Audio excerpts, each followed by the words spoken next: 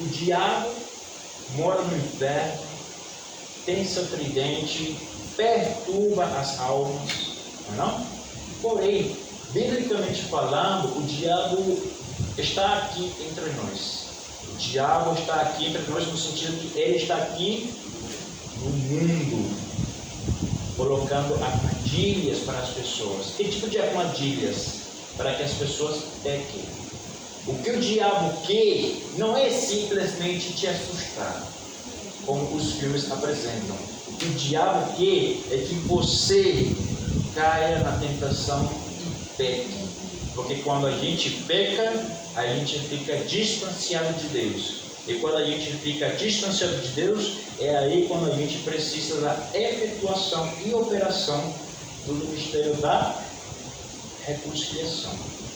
Por isso é muito importante a gente entender as Sagradas Escrituras. Mas olha só o que diz, o capítulo 4, versículo 4. Vou ler mais uma vez, né? O Deus desta era cegou o entendimento dos descrentes, para que não vejam a luz do Evangelho da glória de Cristo.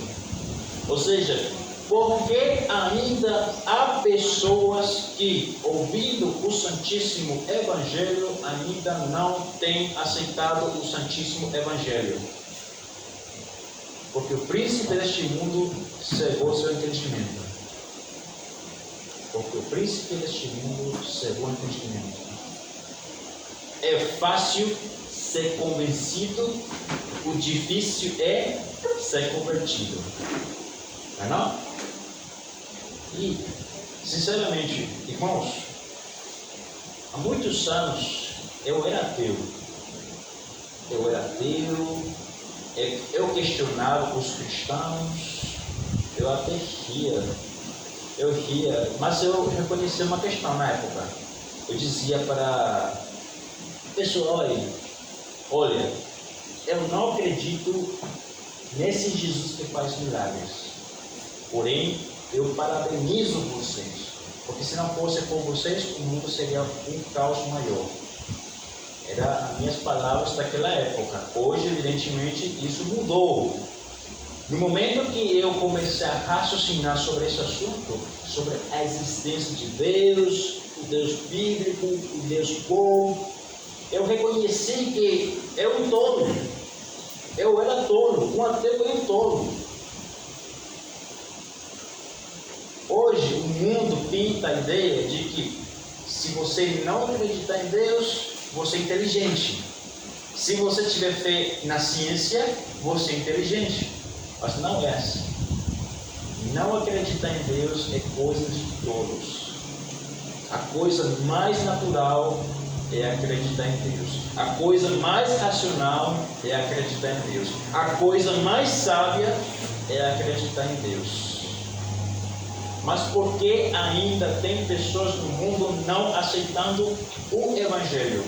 Porque o príncipe deste mundo cegou o entendimento. Cegou o entendimento. Né?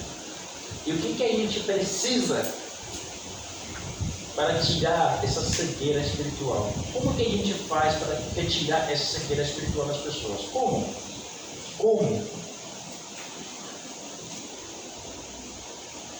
Orando, jejuando, vivendo a palavra e explicando racionalmente a palavra, explicando bem direitinho.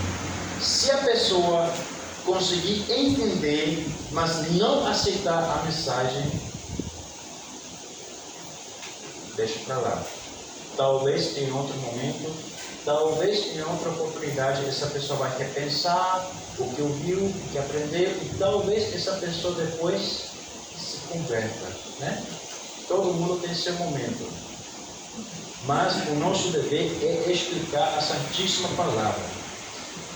E aí, depois na mesma epístola, a gente pode ler aqui no capítulo 6, logo no versículo 1, no capítulo 6, versículo 1, o texto diz: como cooperadores de Deus, insistimos com vocês para não receberem em vão a graça de Deus, pois ele diz: eu o ouvi no tempo favorável e o socorri no dia da salvação. Digo-lhes que agora é o tempo favorável, agora é o dia da salvação. O que que as escrituras estão mencionando aqui é o seguinte, que Deus aqui é um texto que está sendo citado no texto de Isaías capítulo 49, versículo 8. O que aqui Deus está mencionando é que o dia da salvação é quando? Hoje. Quando é o dia favorável para você ser batizado? É hoje. Uma vez eu ouvi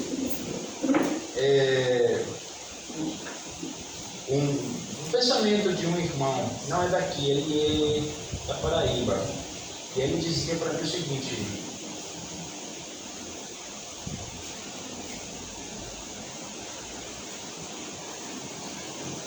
quantos dias tem o ano? Quantos dias tem o ano? 365, né? Segundo o calendário gregoriano, 365. Mas ele dizia o seguinte, aquele irmão dizia: existem 3 dias, chamado ontem, hoje e amanhã. Ontem já passou. Amanhã a gente não sabe se vamos ter um amanhã. Mas hoje é o nosso presente. Quando é o dia para você ser batizado?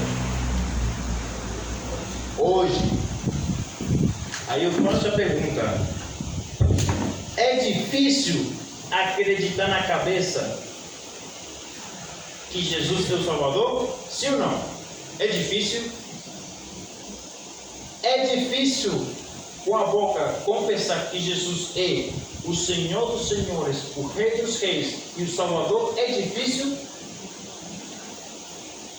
É difícil reconhecer os teus erros, que você é pecador e que precisa viver uma nova vida? É difícil reconhecer isso?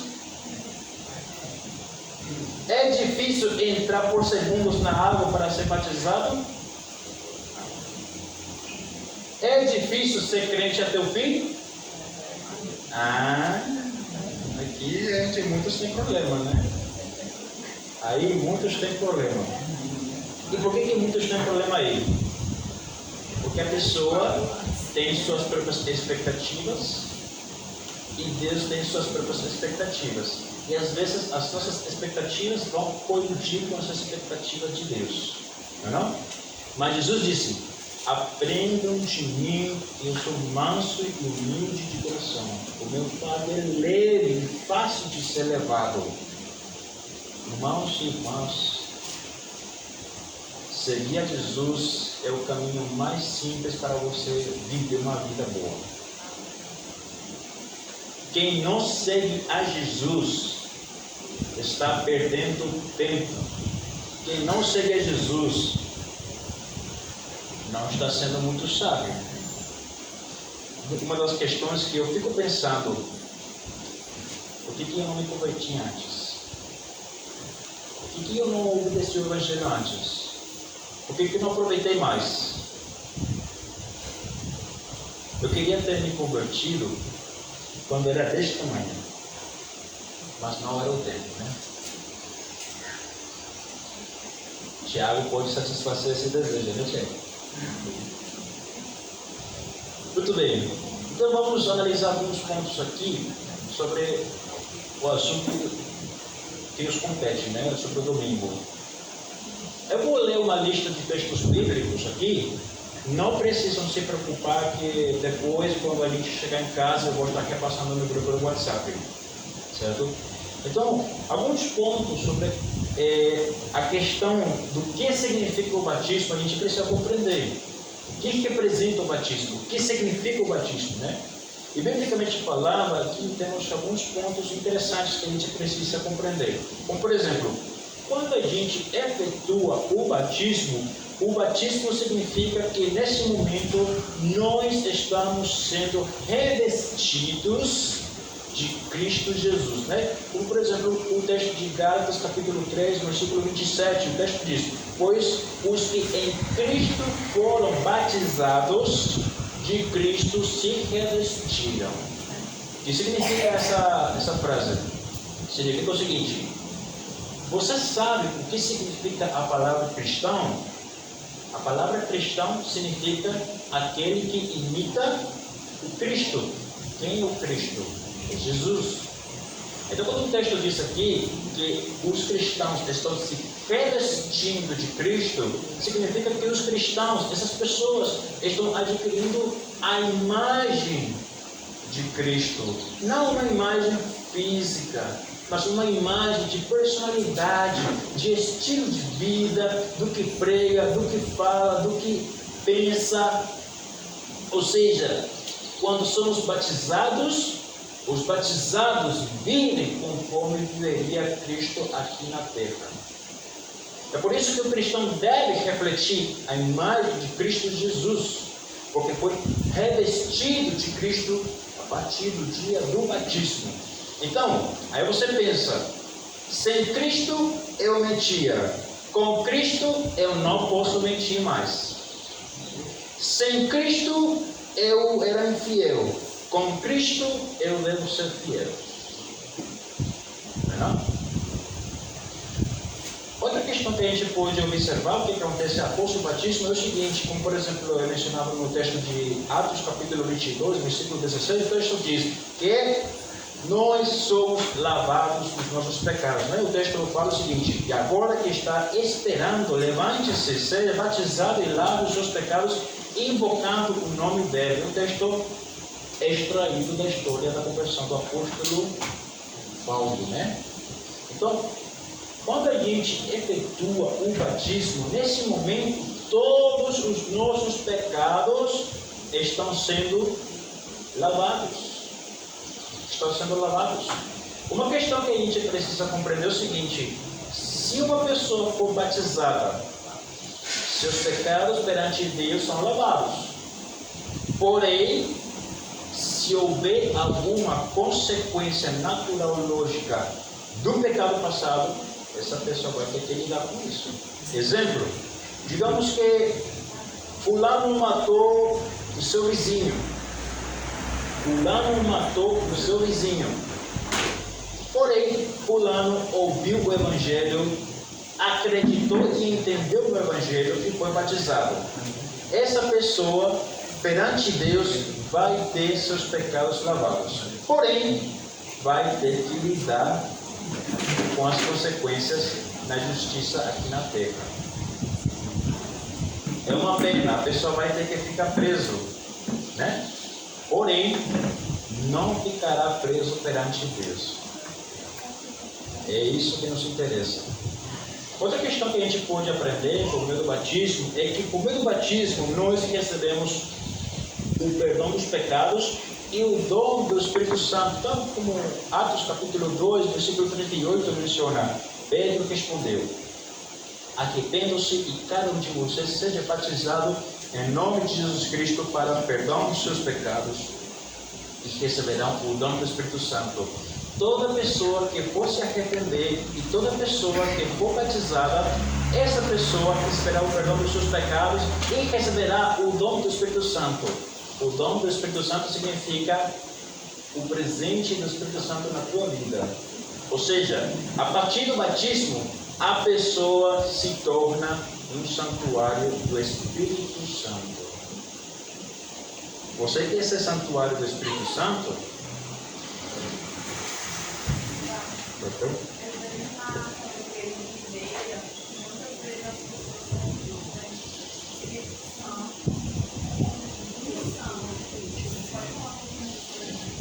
Sobre unção, né? Mas como você entende sobre unção?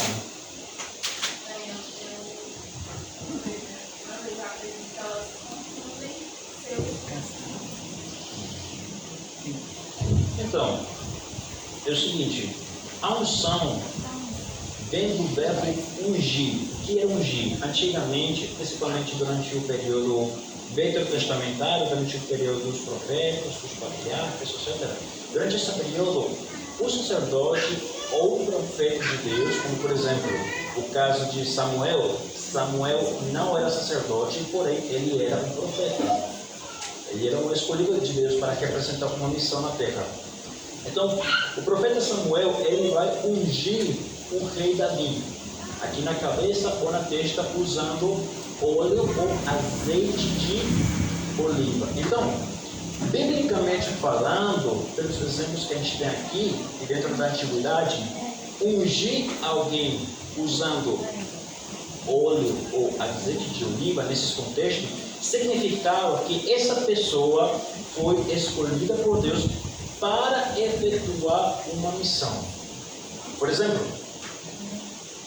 o rei Davi teve a missão de ser rei do povo de Israel. Essa foi a sua missão. Mas aí a gente pode pensar, será que somente o povo de Deus foi ungido por Deus? E aí? Será que só o povo de Deus, será que somente um israelita era ungido por Deus? O que vocês acham? Não, né? Vamos abrir as nossas Bíblias no livro de Isaías, capítulo 45. Isaías 45, versículo 1. Muito boa pergunta. Isaías, capítulo 45, a partir do versículo 1.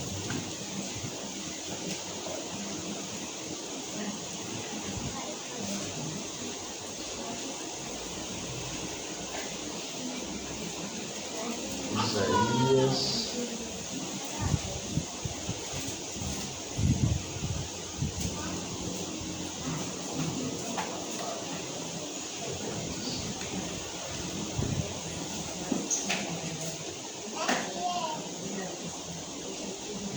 Isaías 45, versículo 1.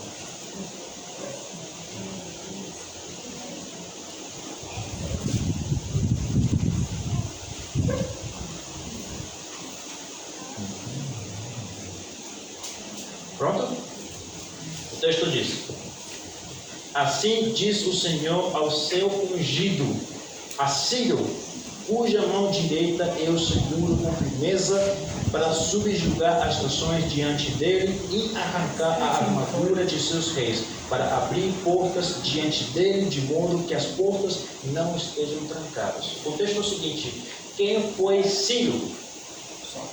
Ciro, também conhecido dentro da história, era conhecido com o título de Ciro o Grande.